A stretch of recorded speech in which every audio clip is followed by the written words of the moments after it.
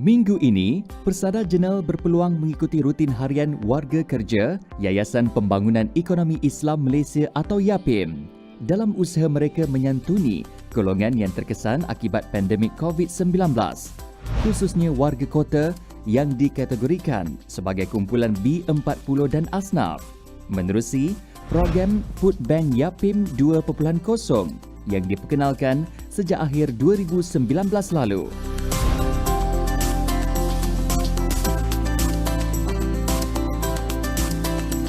Saya Muhammad Mustaqim bin Ismail, berkhidmat dengan YAPIM dah 7 tahun dah. Lazimnya, urusan penghantaran sumbangan barangan keperluan asas bermula awal pagi lagi, manakala lokasinya pula tidak menentu kerana sumbangan yang diberi adalah bersifat bersasar. Sama ada jauh atau dekat destinasinya, pengagihan sumbangan akan dilakukan sendiri oleh petugas-petugas program Food Bank YAPIM. Rutin harian saya, yang pertama sekali saya akan mengambil kunci kenderaan. Lepas tu saya akan ambil borang pesanan perhantaran. Kerana borang pesanan perhantaran tu ada nama penerima, alamat penerima, nombor telefon. Selepas tu saya akan memeriksa kenderaan dahulu dan memuat naik barangan yang untuk perhantaran, untuk dihantar. Dengan cara ini, penerima akan lebih selesa dan yakin menerima sumbangan yang disampaikan ke pintu rumah.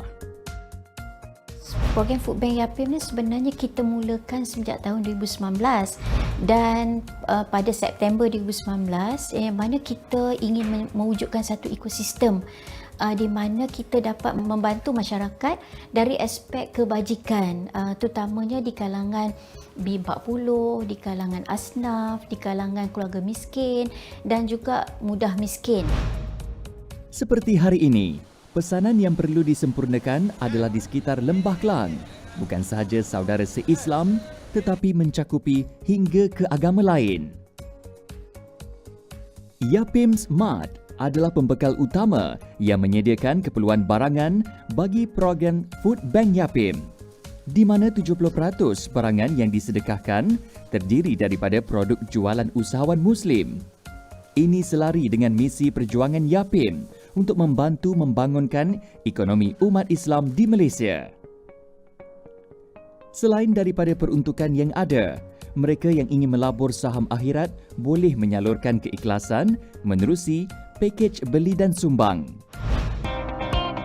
Setiap dana yang diterima akan disalurkan secara telus kepada mereka yang memerlukan, bukan sahaja di Lembah Kelang tetapi disebar luas ke seluruh negara.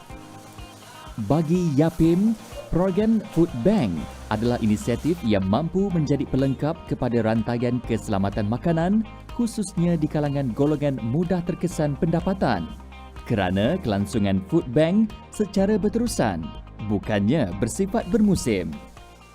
Food Bank ni kebiasaannya kami akan terima order lah daripada YAPIM sendiri, berapa banyak keperluan, berapa banyak bungkus untuk kita nak bungkuskan dan buat penghantaran. Dan daripada situ baru kita akan buat pembungkusan lah di kami punya lokasi, di gudang kami.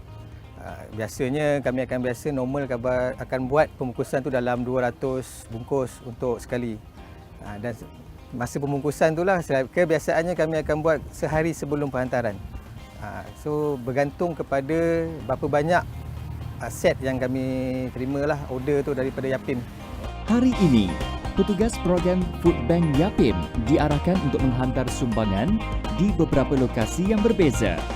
Meskipun masing-masing terpaksa bekerja dan turun padang semasa perintah kawalan pergerakan, namun mereka hanya mampu bertawakal serta yakin Allah akan mempermudahkan urusan mereka dikala pandemik COVID-19 masih lagi menular.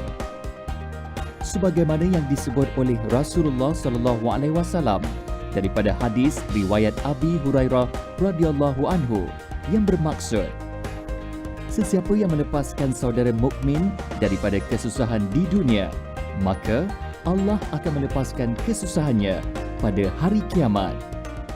Itulah kata-kata kunci yang menjadi semangat kepada petugas Yapim untuk terus menjalankan tanggungjawab meskipun masing-masing faham akan risiko yang mendekati mereka. Ini yang dikatakan niat yang lurus dan hati yang ikhlas semata-mata kerana Allah. Pastinya yang sukar menjadi mudah. Itu yang boleh Persada Jenal katakan sepanjang kami mengikuti misi pengagihan keperluan makanan program Food Bank Yapim di sekitar Lembah Kelang baru-baru ini. Semasa penghantaran tempoh hari, ada masalah sikit pada bahagian waste kerana rumah penerima tersebut jauh ke dalam pedalaman sedikit. So waste dia macam tak boleh nak trace lah alamat yang betul, yang tepat sekali lah. So terpaksa berjalan jauh, tinggal kenderaan di tepi jalan sedikit lah, dalam lebih kurang 500 meter macam tu lah. Kami mula dijentik sayu apabila melihat penerima program Food Bank tidak henti-henti menzahirkan rasa syukur mereka. Ramai di kalangan penerima sumbangan adalah kumpulan B40 yang bergantung rezeki secara harian. Pengalaman yang tak dapat lupakan tu, hantar barang ke kampung orang asli. Laluan dia tu teruk lah. So bukit pun banyak. Dalam on the way tu pun beberapa kali lah engine van ni mati. Mati tu di tengah-tengah bukit tu. Memang mengucap lah. Nilai pengorbanan dan komitmen yang ditunjukkan oleh petugas Yapim amat kami kagumi. Bagi kami, bukan calang-calang orang yang mampu melakukannya. Setiap hari, mereka menyantuni penerima daripada berlainan latar belakang dan budaya. Sisi cerita penerima sedikit sebanyak memberi pengalaman baru kepada petugas untuk memahami liku hidup yang dilalui warga kota.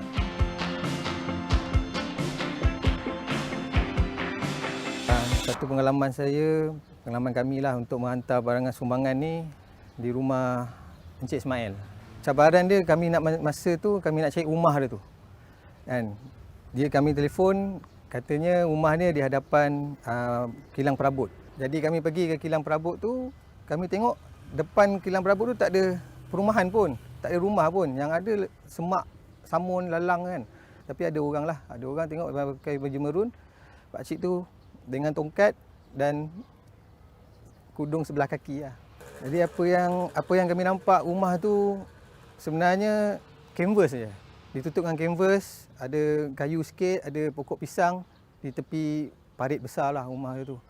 Satu pengalaman yang orang kata sedih lah bagi saya kan, tengok keadaan macam tu. Masih ada lagi orang yang boleh tinggal dalam keadaan macam tu. Pahit manis yang dikongsi mengajar petugas erti syukur dan seringkali berharap agar ramai lagi yang sudi meringankan beban mereka yang memerlukan. Harapan saya aktiviti macam ni harus diteruskan lagi sebab di luar sana kita tak tahu, masih banyak lagi yang memerlukan. Dan kepada kita yang boleh membantu, teruskan menyumbang dengan Yapim untuk supaya kami dapat teruskan lagi membantu orang di luar kan.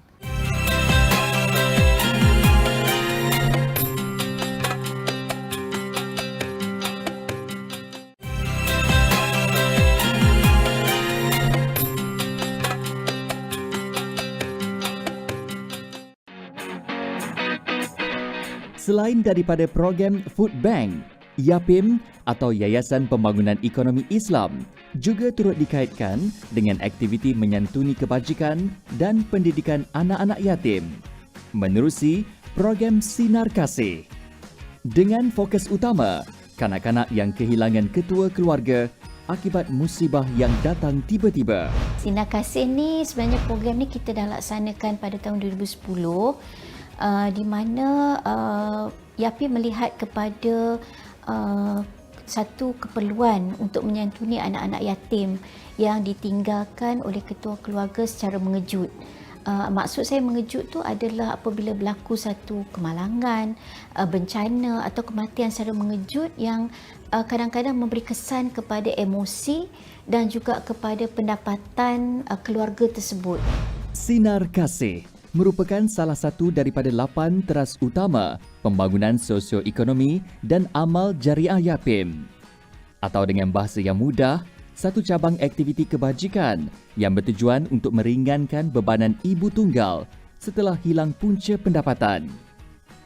Seperti mana hari ini, program Sinar Kasih merancang untuk menziarahi ibu kepada 2 cahaya mata yang kehilangan suami akibat kemalangan jalan raya, iaitu Nur Hayati Zainon.